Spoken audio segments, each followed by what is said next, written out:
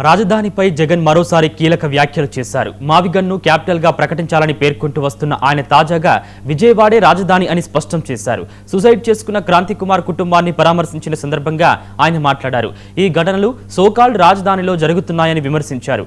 వాస్తవం చెప్పాలంటే మన రాజధాని అమరావతి కాదు, విజయవాడే, అందరం ఇక్కడే ఉంటామని వ్యాఖ్యానించారు. క్లియర్ కట్ గా రాజధానిలో ఒక రాకెట్ నడుపుతా ఉన్నారు.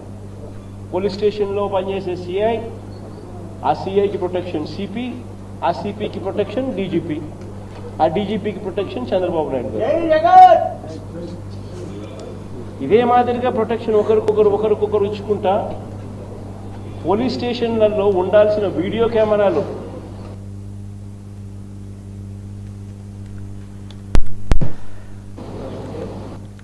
వీడియో ఫుటేజ్, పోలీస్ స్టేషన్లలో మ్యాండేటరీగా ఉండాల్సిన వీడియో ఫుటేజ్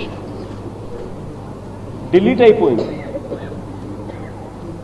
1 monthలో 2 మర్డర్ కేసులు, లాకప్ డెత్లు, ఒకటి లాకప్ డెత్, రెండవది సూసైడ్.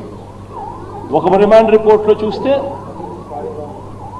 పోలీసులు ఫైల్ చేసిన రిమాండ్ రిపోర్ట్లో చూస్తే వీడియో ఫుటేజ్ 1 monthకు లేదని, May 1 నుంచి June 1 దాకా లేదని. రెండో రిమాండ్ రిపోర్ట్ మళ్ళీ చూస్తే 18 months నుంచి వీడియో ఫుటేజ్ లేదని. మరి వీడియో ఫుటేజ్ డిలీట్ చేస్తే వీళ్ళు ఎవరంటే వాళ్ళు ఎప్పుడు కావాలంటే ఇప్పుడు డిలీట్ చేయొచ్చా? ఒకవేళ డిలీట్ చేసే కార్యక్రమమే చేయగలిగితే దానికి బ్యాకప్ ఉండదా? వాళ్ళ బ్యాకప్, వాళ్ళ సెంట్రలైజ్డ్ ఆఫీసెస్లో బ్యాకప్ ఉండదా వీడియో ఫుటేజ్? సో ఒక పద్ధతి ప్రకారము స్టేషన్లలో ఇల్లీగల్ యాక్టివిటీస్ చేస్తూ ఉన్నారు, కొడతా ఉన్నారు, చంపుతా ఉన్నారు, వీడియో ఫుటేజ్ అనేది తీసేసినారు.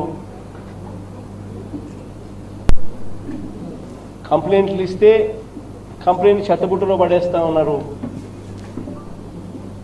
అంటే ఒక పద్ధతి ప్రకారం జరుగుతూ ఉన్నా కనీసం ఇంతవరకు కేసు రిజిస్టర్ చేయాల. It is actually an SC/ST case register చేయాల్సింది. మరణ వాంగ్మూలం తాను ఇచ్చింది, కేసు రిజిస్టర్ చేయాల.